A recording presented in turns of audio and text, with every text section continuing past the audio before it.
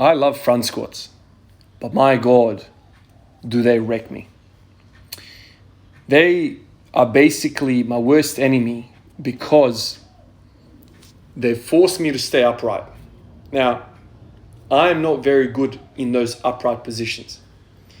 The way I squat in that high bar back squat, I like to lean over a little bit. When I lean over a little bit, I feel like that is where my horsepower is.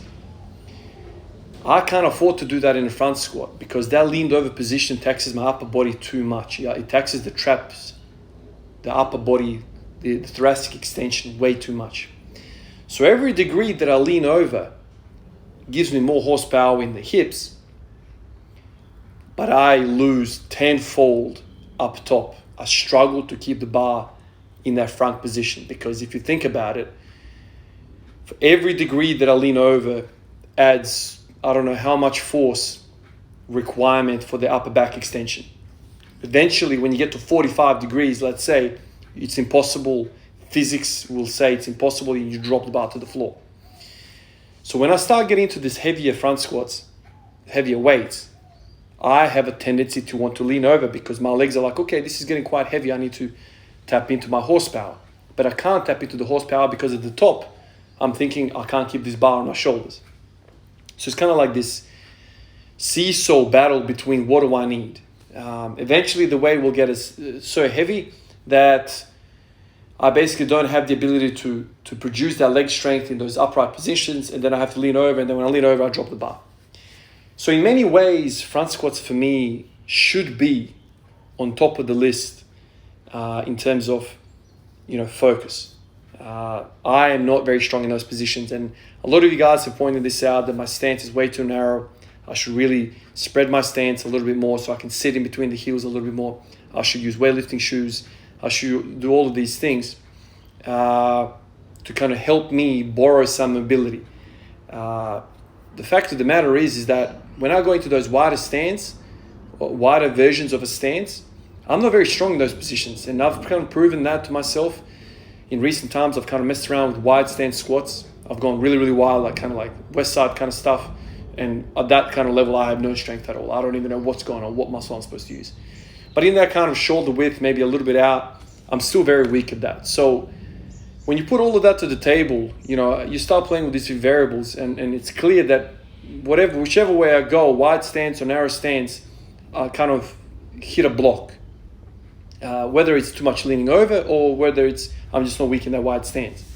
So really that should be a focus of mine. And I have been kind of not greasing the groove, but I had quite a high frequency of front squats every other day for some time now, at least a month, maybe even more, probably more. So I've kind of gotten used to that stimulus. And then a few days ago, I decided to up the intensity and the volume. And man, I said this to you guys in previous videos, I feel like somebody broke into my house and took a baseball bat and smashed me over the traps. Incredible soreness, like literally on touch, I feel soreness. Which is funny, right? Because you shouldn't be that sore in the traps. But there is a massive thoracic extension requirement for me when I'm doing heavy weights in the front squat, because my every inkling in the body, everything in me wants to lean over, because that's where the horsepower is in my body. In that leaned over position, that's where I feel the strongest.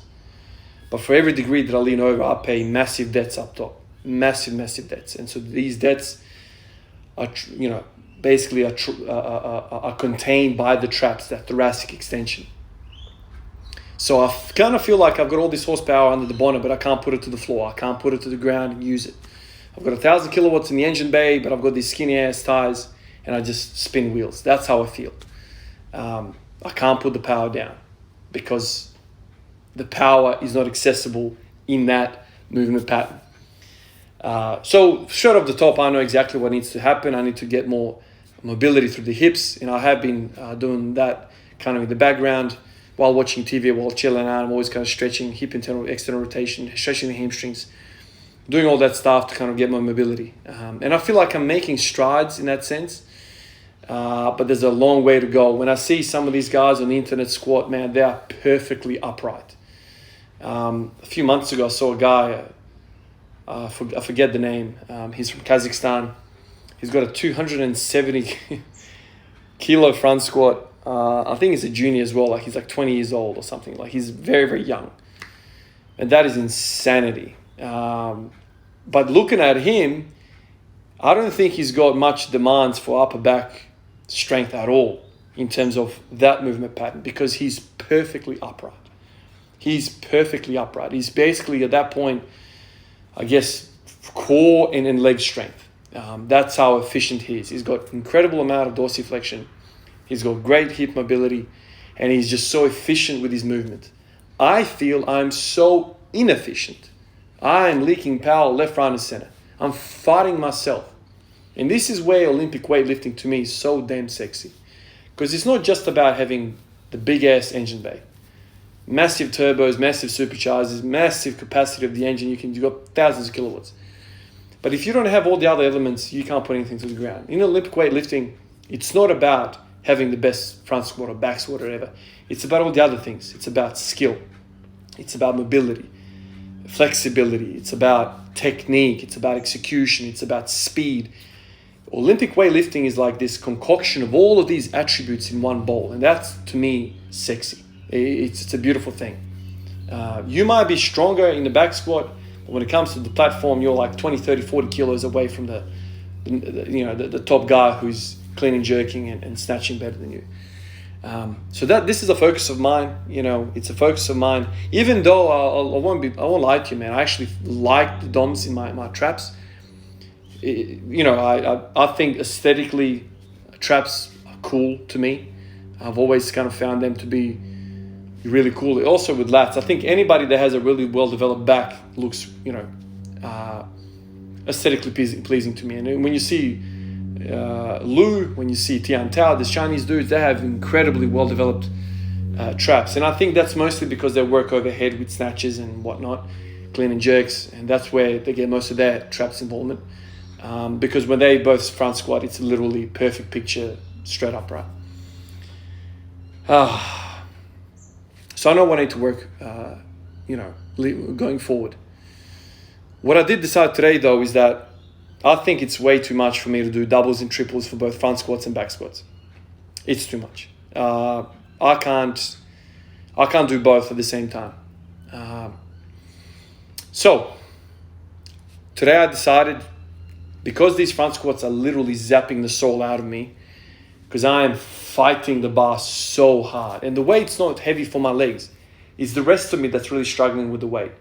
So when I'm doing 150, and by the way, I failed on the fourth set, like I got 1 rep instead of the 2. When I'm doing these front squats, it's so taxing to me because it's a fight. It's literally a fight.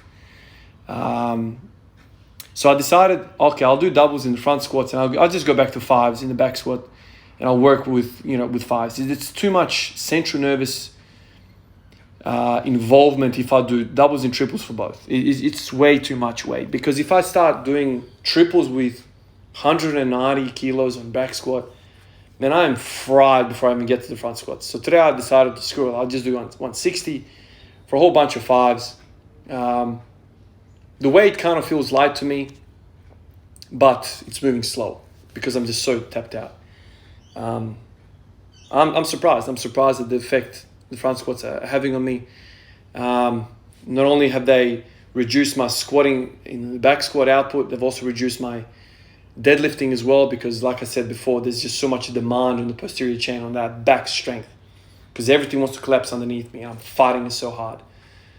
It's literally like a seesaw battle. I want the hips to shoot out so I can squat this damn thing up, but I can't afford to do that because I'll just drop the bar. So then I, try and have my hips as far forward as possible. So I push them forward, but then obviously my leg strength is not as strong. So that's where we are. So today was a really difficult session. I'm wrecked, man. Like last night I slept 10 hours. I woke up wrecked, absolutely wrecked. Got to the gym, still feeling tired. Somehow got through the front squat section of the workout, and I went to the back squat, and I was done. I was so glad to get out of there. Tomorrow's going to be a 5 a.m. session. The next day is going to be a 5 a.m. session. What I'm going to do for those sessions, I'm not sure. I feel like I want to say I'll just do front squats. Work some doubles again. Or maybe not. Maybe I'll just do back squats. I'm not sure. Like right now, I'm kind of in that mode where I'm beat up. I'm beat up. There's nothing. I don't know about you guys, but when you have DOMs in your back, mid back and upper back, it kind of makes everything else hard, man. Your deadlifts feel really heavy. Your squats feel really heavy because you don't have that control of the spine. And you guys know where I stand with spine health and injury and all that stuff. Like the moment I feel insecurity in that region of the body, I'm like, okay, screw that. Like we're not pushing it. So that's where I am right now. Surprise. I'm kind of going back on my plan. I'm going to stick with fives with back squats.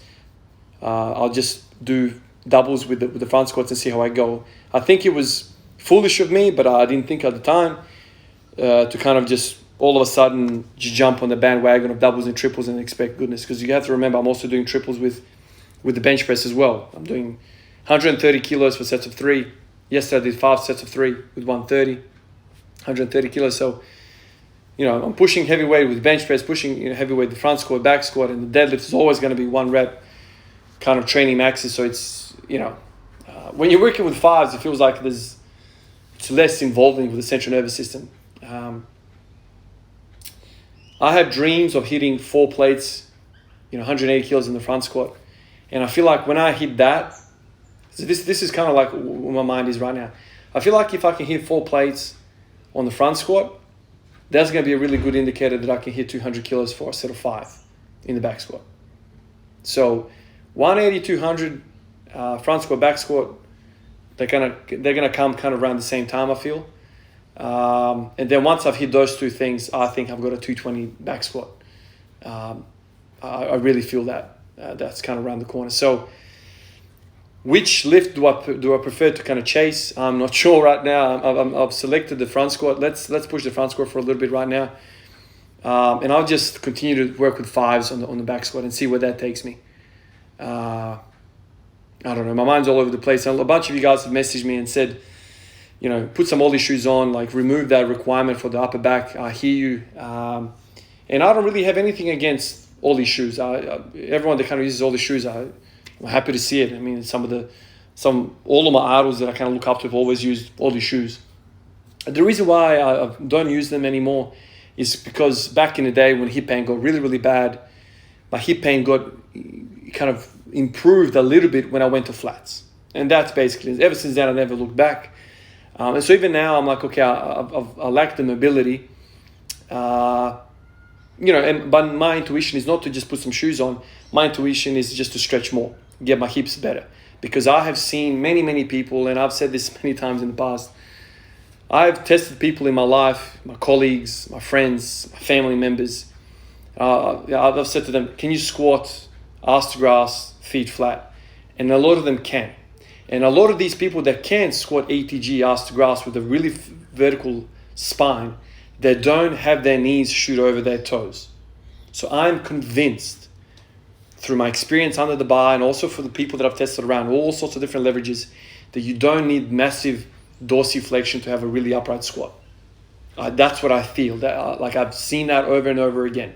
I've got a cousin who is 190 centimeters, 193 centimeters, something like that, like 6'3", 6'4", really long thighs, really legs. He's a cyclist.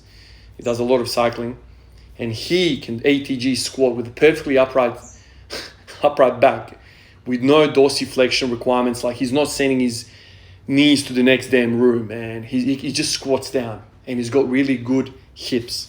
So even though you can do the same ATG-ness with lots of dorsiflexion, in my experience, mobilizing the damn ankles is very, very hard.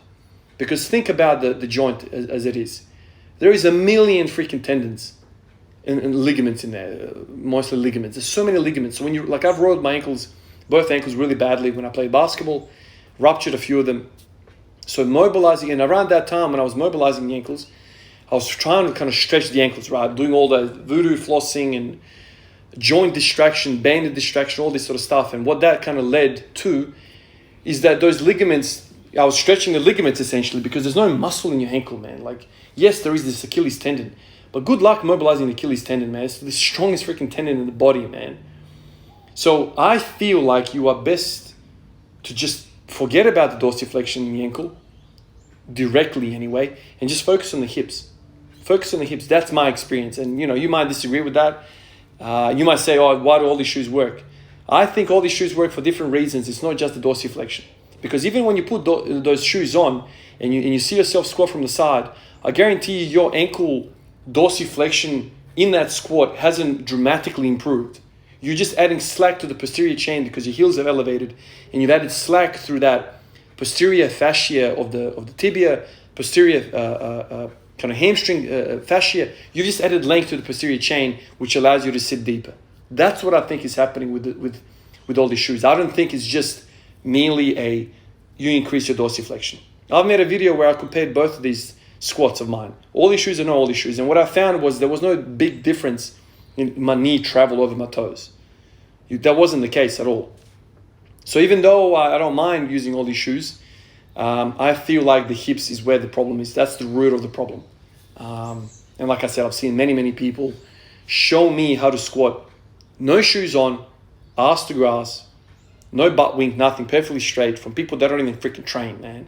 With people that have longer femurs than me and worse celebrities than me, they can do it. And no, it's not dorsiflexion. It's purely hip mobility. And I think all of us that train the squat and the deadlift and all of these things, I think a lot of us have wound up hips because of the glutes. We use the glutes, we use the adductors, we use the hamstrings, the quads. All of these big muscles are kind of around the hips.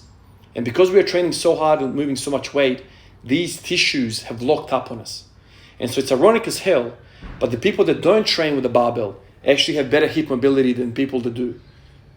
It's funny because it's kind of like the more you train, the worse mobility you get. This is what the barbell is, man. So it's not just about what you do with the barbell, it's what you do away from the barbell to keep length in some of these structures.